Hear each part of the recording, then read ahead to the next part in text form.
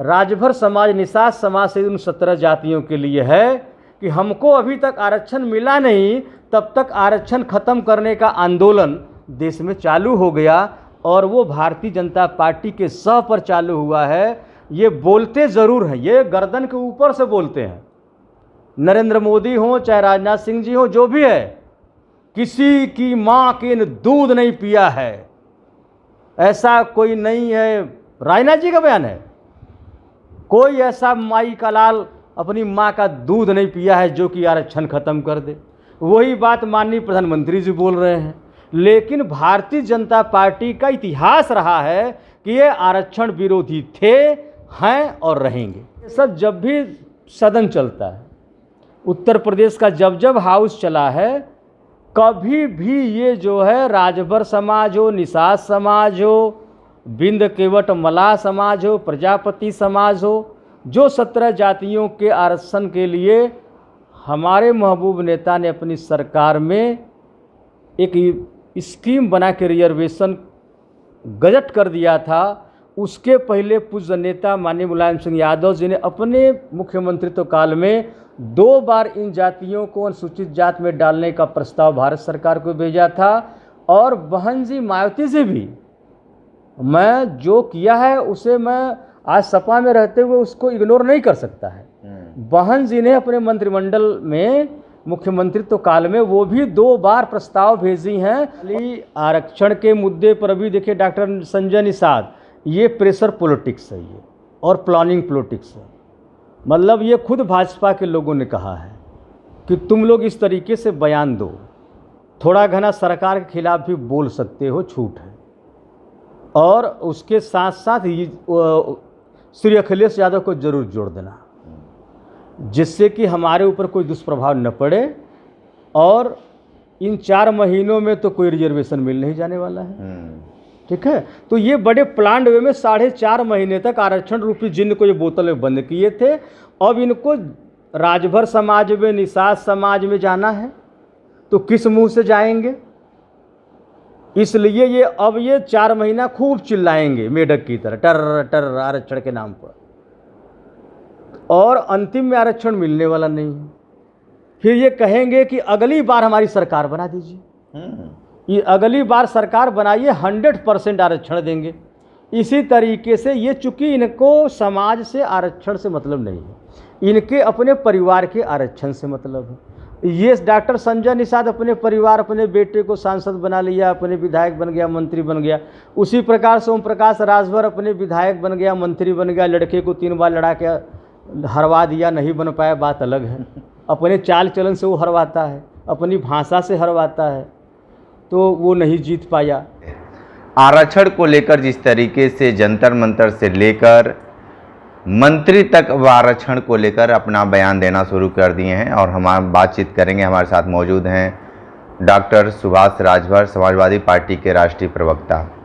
Doctor साहब, पहले तो मेरा ये सवाल है कि जंतर मंतर पर तमाम युवा गए हैं और आरक्षण को लेकर बातचीत कर रहे हैं, और उसी में जिस तरीके से संजय निषाद, ओम प्रकाश राजभर भी अब आरक्षण की बातें कहना शुरू कर दिए हैं। चुनाव अभी सामने दिख रहा है, ऐसे में इन दोनों नेताओं के बारे में और जो दिल्ली के जंतर मंतर पर युवा आरक्षण की बातें कर रहे हैं, उसको लेकर क्या कहेंगे आप? देखिए, हमारे पार्टी का स्टैंड एकदम साफ है। हमारे माननीय राष्ट्रीय अध्यक्ष जी ने लगातार कल और परसों बयान जारी करते हुए कहा है कि जो पिछड़ी जात, अनुसूचित जात, जनजात और कुछ अल्पसंख्यक जातियों को पिछड़ी जात में जो आरक्षण मिला हुआ है, ये किसी भी दशा में इस पर न कोई समीक्षा होगी न छेड़छाड़ होगी। अगर ऐसा कुछ होता है तो हमारी पार्टी उसके खिलाफ आंदोलन करेगी। लेकिन यहाँ भारतीय जनता पार्टी और भारतीय जनता पार्टी के उत्तर प्रदेश में गठबंधन के 2 सहयोगी दल, डॉक्टर संजय निषाद की पार्टी निषाद पार्टी हो या ओम प्रकाश राजभर की पार्टी सुभाषपा, ये दोनों लोग आज बहुत आश्चर्य हो रहा है और दुख भी कि अभी अनुसूचित जाति का आरक्षण तो 1950 में लागू हुआ, पर लगभग 25 सालों तक वो आरक्षण निष्प्रभावी रहा। निष्प्रभावी का सेंस ये है कि उस 25 साल के दौरान जब भी अनुसूचित समाज के हमारे युवा छात्र प्रवेश में, नौकरियों में फॉर्म उस समय ऑफलाइन भरे जाते थे, और फॉर्म भरने के बाद कैंडिडेट रहने के बाद भी उस समय इतना भेदभाव था और इतना नफरत था इन जातियों के प्रति कि विश्वविद्यालयों से उनके फॉर्म छांट के फेंक दिए जाते थे और ये लिख दिया जाता था साफ साफ कि अनुसूचित जाति का एक भी कैंडिडेट उपलब्ध नहीं है, जबकि बड़े पैमाने पर अनुसूचित जाति के अभ्यर्थी रहते थे। जब ये चीज़ें 25 साल तक चली और उसमें आज जो आरक्षण के विरोध में जंतर मंतर पर हमारे युवा खड़े हैं, उस समय के इनके पुरखे खुद अनुसूचित जाति का प्रमाण पत्र बना के आरक्षण लेकर के नौकरी करते थे, पढ़ाई करते थे, और अनुसूचित जातियों के लड़कों को सीधे लिख दिया जाता था कि अभ्यर्थी उपलब्ध नहीं है। ये मामला जब बहुत प्रकाश में आया तब जाकर के ऑनरेबल कोर्ट ने इसको संज्ञान लिया, सुप्रीम कोर्ट ने। उसके बाद ये हुआ कि इस पार्शियलिटी से बचने के लिए कानून बनाने की ज़रूरत है, शासनादेश करने की ज़रूरत है। तो ये हुआ कि अनुसूचित जाति की सीटें अनुसूचित जाति के अभ्यर्थी से ही भरी जाएंगी, और यदि अनुसूचित जाति के अभ्यर्थी नहीं हैं तो वो सीटें रिक्त रखी जाएंगी। तब जाकर के वो शिक्षण संस्थाएं, वो आयोग मजबूर हुए, क्योंकि लड़के तो जाते थे, ऐसा नहीं था कि अभ्यर्थी नहीं थे। पर उस समय इतना तो 25 साल तो ऐसे निकल गया। अनुसूचित जाति को बस खाली फार्म डस्टबिन में डाल करके उनको आरक्षण नहीं दिया गया। उसके बाद जब ये एकदम से स्ट्रेट फॉरवर्ड ऑर्डर हुआ कि अगर सीट वो शेड्यूल ट्राइब या शेड्यूल कास्ट के लोग नहीं मिल रहे हैं तो वो सीट उसी तरह से वैकेट रखी जाएगी, जनरल वर्ग से नहीं भरी जाएगी। तब जाके ये मजबूरी में देना चालू किए। तो अभी अनुसूचित जाति जनजाति का अगर कोटा देखेंगे, हालांकि भारतीय संविधान के अनुसार कोटा या रिजर्वेशन शब्द उपयुक्त शब्द नहीं है। उपयुक्त शब्द है संविधान द्वारा प्रदत्त प्रतिनिधित्व का अधिकार। जिन समाज के लोगों को, बड़े समाज, भारत देश के एक बड़े समाज को 3000 साल तक प्रतिनिधित्व के अधिकार से वंचित किया गया, उन्हें लताड़ा पछाड़ा गया, तब देश आज़ादी के बाद जो संविधान निर्माता रहे आदरणीय हमारे पूज्य बाबा भीमराव अंबेडकर साहब, वो जहाँ महिलाओं के लिए हिंदू कोड बिल लाए, उसी तरीके से ये लताड़े पछाड़े गए समाज के लिए उन्होंने ये कानून बनाया कि जिनका प्रतिनिधित्व लंबे समय तक नहीं रहा है उन्हें संवैधानिक अधिकार प्रदान करते हुए संवैधानिक दायरे में रख करके उन्हें प्रतिनिधित्व का अवसर प्रदान किया जाएगा। और उसी को लोग धीरे धीरे आरक्षण कहना शुरू कर दिए, कोटा कहना शुरू कर दिए। तो अभी तो जो हमारी विपक्ष की मांग है कि आप बाकायदे कास्ट वाइज जनगणना करा लीजिए, और जनगणना करा लीजिए जिससे हर जाति की स्थिति स्पष्ट हो सके। और अभी तक केंद्र से लेकर राज्य तक सभी विभागों में हमारा प्रतिनिधित्व कितना है। लेकिन डॉक्टर साहब रुकते हैं, नहीं रुकते हैं आपकी बात, लेकिन क्रीमी लेयर की बात छात्र कह रहे हैं कि हमें आरक्षण से दिक्कत नहीं है, क्रीमी लेयर हटाया जाए। मान लीजिए आप प्रोफेसर हो गए और डीएम हो गए तो आपके बच्चों को आरक्षण नहीं मिलेगा, उनका ये मानना है। सुनिए, तो ये तो हम तो देखिए क्रीमी लेयर की जहाँ तक आपने बात किया, ओबीसी का रिजर्वेशन, ओबीसी रिजर्वेशन को देने के लिए 20 कमीशन गठित हुए, रिपोर्टें गई फेंक दी जाती थी। वो तो जब 1994 में बीपी सिंह मुख्य प्रधानमंत्री बने देश के, और उस जिस कुर्सी पर वो बैठे थे उस कुर्सी के 4 गोड़े होते हैं, 3 गोड़े ओबीसी थे। और हमारे मान्यवर कांसीराम उस सरकार को अजगर कहते थे, अजगर, यानी अ से अहीर, ज से जाट, ग से गुजर, र से राजपूत। तो राजपूत प्रधानमंत्री थे और बाकी 3 ओबीसी गोड़ा था ये।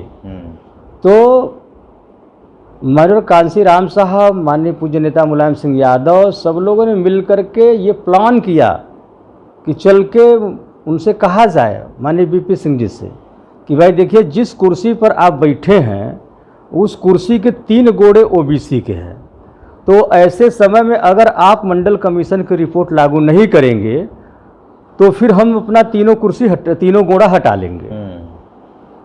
तब जाकर के बीपी सिंह भी जो है विवश होकर के मंडल कमीशन की रिपोर्ट पर बहस कराया पार्लियामेंट में, लेकिन वो पूर्ण रूप से लागू नहीं हो पाया। क्यों? क्योंकि भारतीय जनता पार्टी के सहयोग और समर्थन से बीपी सिंह की सरकार चल रही थी और इन्होंने समर्थन वापस ले लिया, सरकार गिर गई।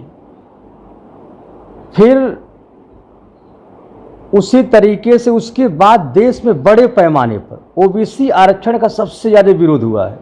बड़े पैमाने पर सरकारी संस्थानों को नुकसान पहुंचाया गया, बड़े रोडवेज बसों को फूके गए, यहाँ तक कि हमारे अनुसूचित समाज के खास तौर से चमार भाइयों किसी गाजीपुर में 12 युवाओं को जला दिया जिंदा।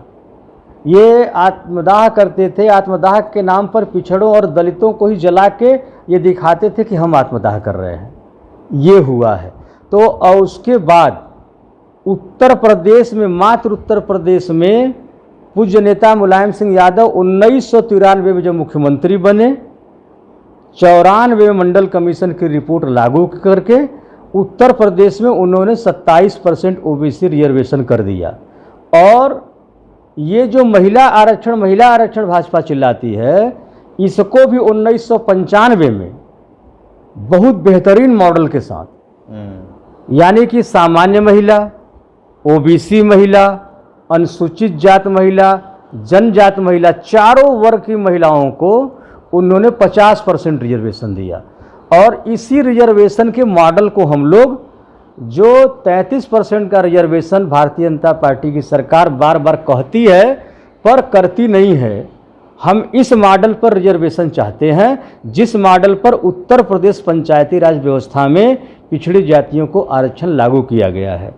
और इन सब बातों के साथ साथ सबसे बड़ी बात, आज ओम प्रकाश राजभर चूँकि बेलौस और बेअंदाज और बदतमीजी पूर्ण भाषा के प्रयोग करने के मास्टर हैं, वो लगातार जो है बीजेपी सरकार को बचाते हुए हमारे महबूब नेता खिलाफ, उनको कोई काम नहीं बचा है, हमारे महबूब नेता खिलाफ बोल रहे हैं कि ये लोग जो है कभी संविधान के नाम पर कि संविधान, बीजेपी सरकार बनेगी तो संविधान ख़त्म कर देगी, अब ये कह रहे हैं आरक्षण ख़त्म कर देगी।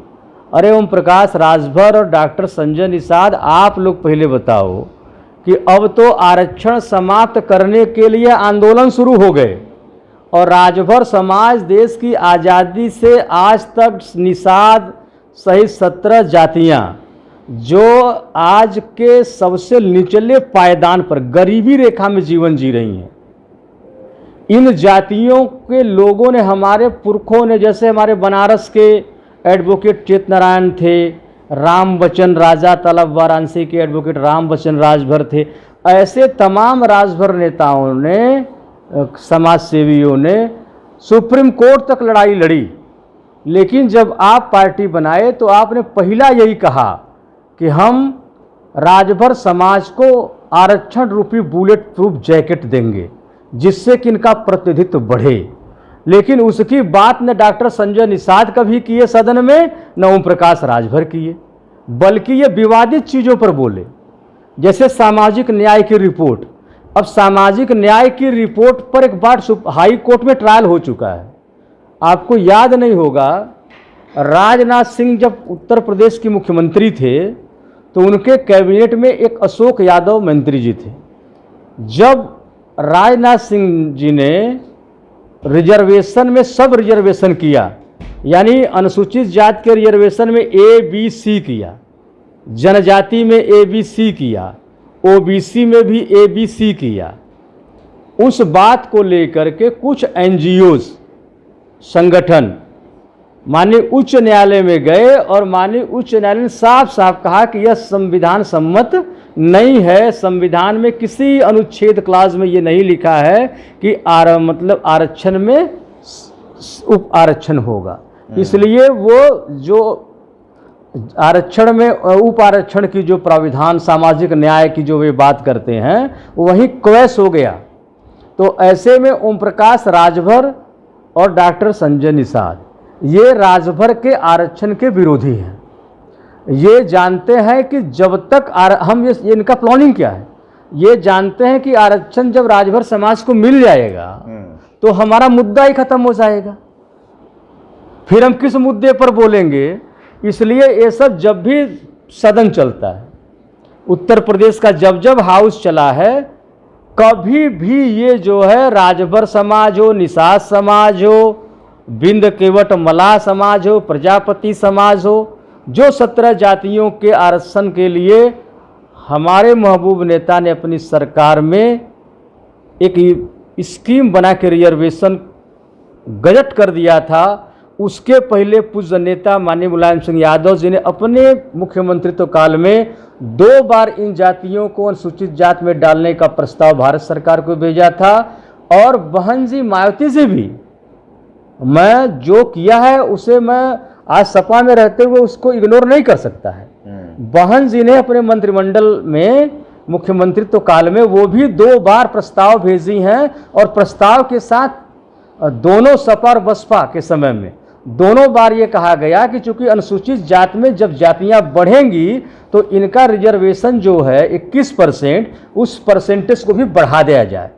इस प्रस्ताव और प्रपोजल के साथ गया, पर कभी भी भारत सरकार ने विचार नहीं किया।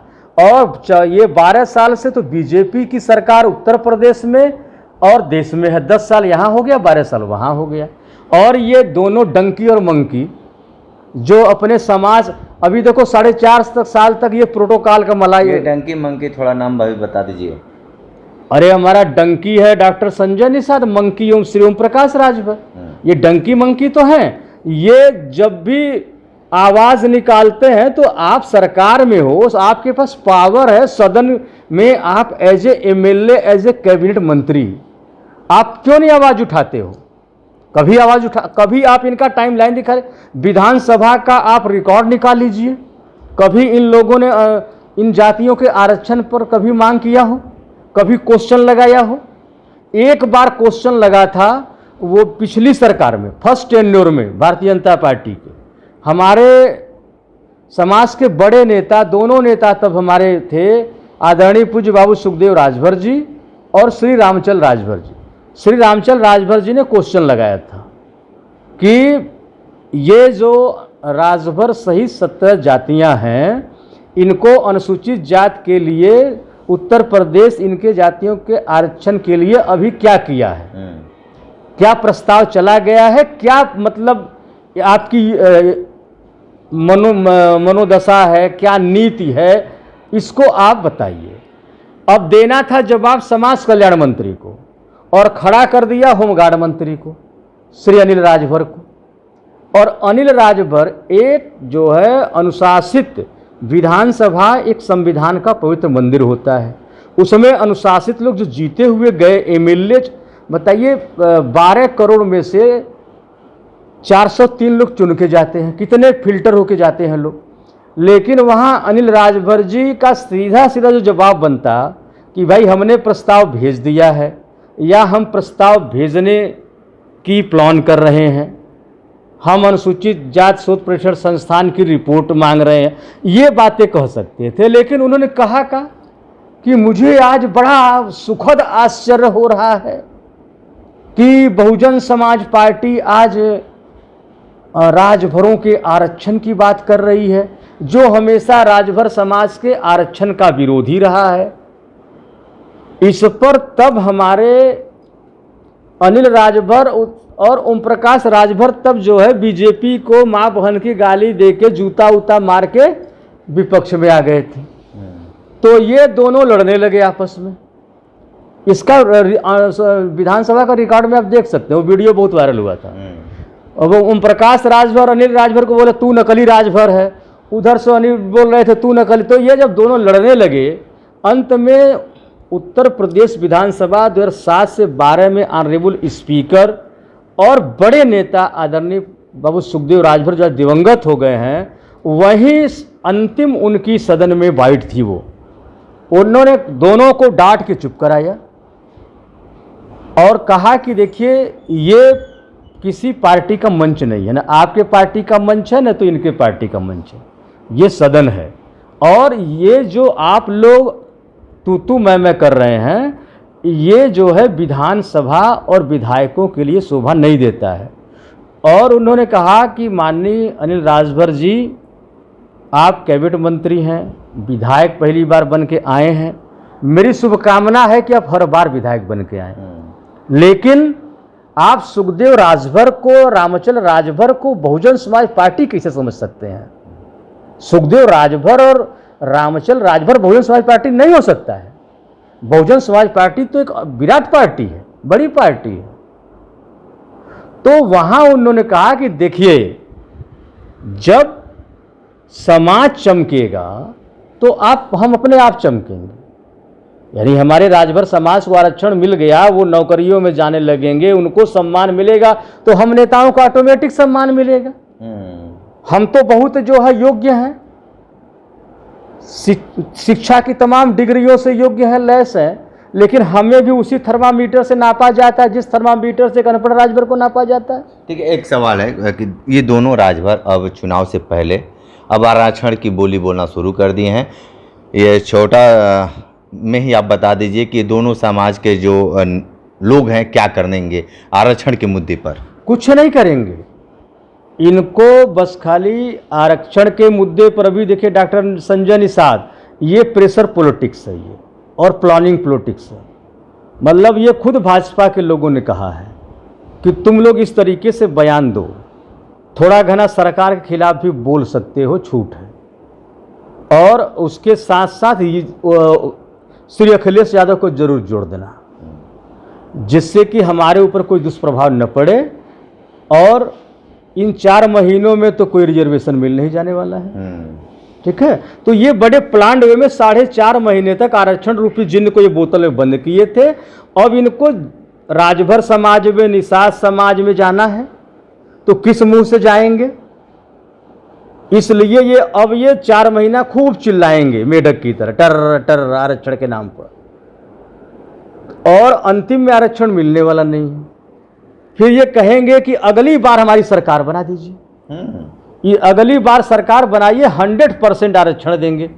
इसी तरीके से ये, चूंकि इनको समाज से आरक्षण से मतलब नहीं है, इनके अपने परिवार के आरक्षण से मतलब है। ये डॉक्टर संजय निषाद अपने परिवार, अपने बेटे को सांसद बना लिया, अपने विधायक बन गया, मंत्री बन गया।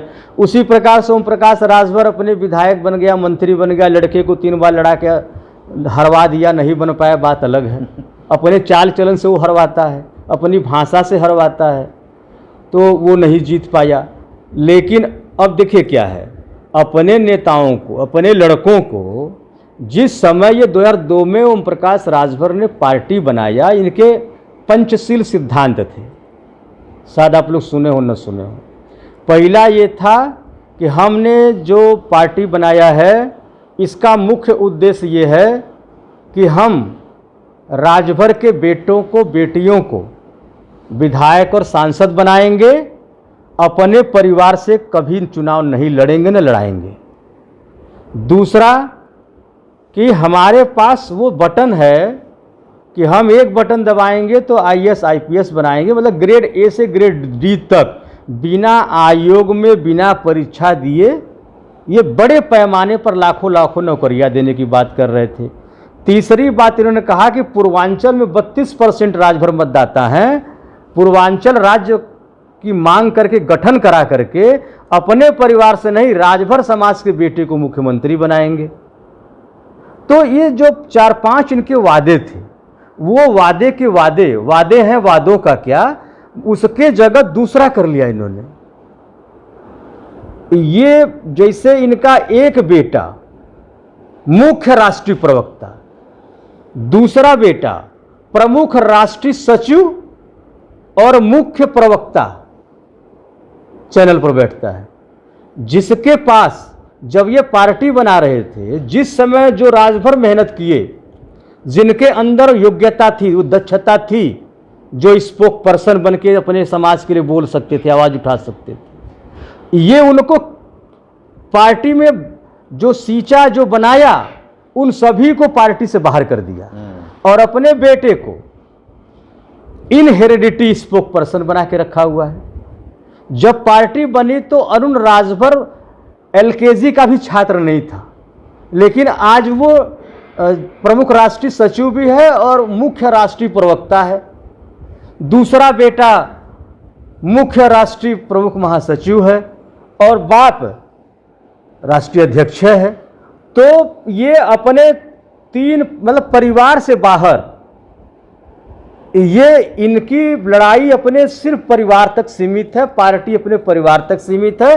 राजभर युवाओं को जाति के सेंटिमेंट दिखा करके, सेंटिमेंट पैदा करके ये मलाई खा रहे हैं, सत्ता का सुख भोग रहे हैं, पर राजभर समाज को बुधुआ बना के पीछे पीछे दौड़ा रहे हैं। नौकरी एक दिया नहीं, 10 साल सरकार में रहे हो, नौकरी 10 भी नहीं दिया, दिए हो तो कोई श्वेत पत्र आप जारी कर दो। बिल्कुल बिल्कुल। दूसरी बात, नौकरी एक नहीं दिया, पर बेरोजगार जो है, बेरोजगार की एक बड़ी फौज खड़ा कर दिया आपने, उनको हाथ में पकड़ा दिया लाठी कि जाओ तुम अन्य बिरादरी से झगड़ा मार करो। कौन? ओम प्रकाश राजभर ऐसे रोज बयान दे रहे हैं कि राजभर का जितनी पिछड़ी जातियां, दलित जातियां हैं, इनसे रोज झगड़ा हो। पहले चमार समाज से झगड़ा कराया, अब यादव समाज से झगड़ा कराने के पीछे लगा हुआ है। जब चमार समाज, राजभर समाज इकट्ठा हुए थे तो गांव मतलब बड़े पैमाने में हजारों हजार प्रधान, जिला पंचायत सदस्य होते थे, BDC होते थे। जब ये राजभर और चमार समाज का भाईचारा तोड़ा गाली दे करके, वहाँ से 0 हो गए। फिर हम लोग मेहनत करके समाजवादी पार्टी के साथ अपने राजभर समाज को शिफ्ट किए हैं, 70% लगभग शिफ्ट कर लिए हैं। और जब इन दोनों लोगों का गठन भाईचारा बना है तो फिर बड़े पैमाने पर हमारे समाज को प्रतिनिधित्व मिलेगा। और ये चाहता नहीं कि इनको प्रतिनिधित्व मिले, ये चाहता नहीं कि PDA मजबूत हो। ये सब PDA के दुश्मन हैं, ये दोनों डंकी और मंकी, ये दोनों PDA के दुश्मन हैं।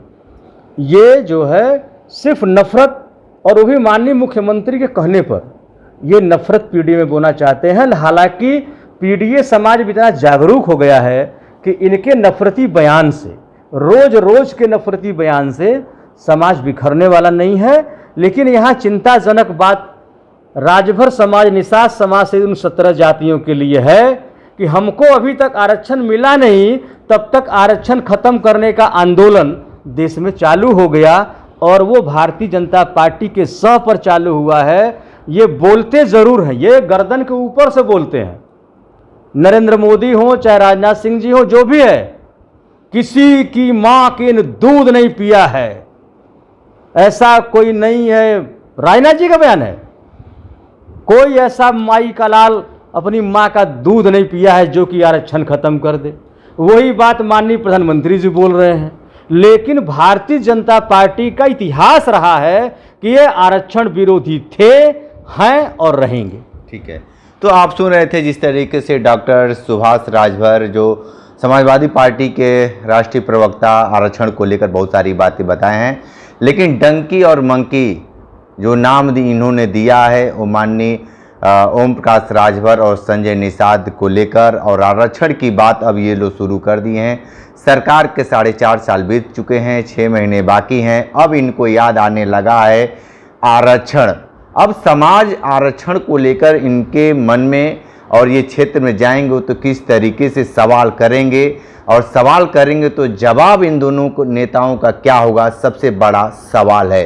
विशेष इंटरव्यू कर रहे थे तो हमारे साथ बने रहे कांडी बनारसी के साथ। नमस्कार।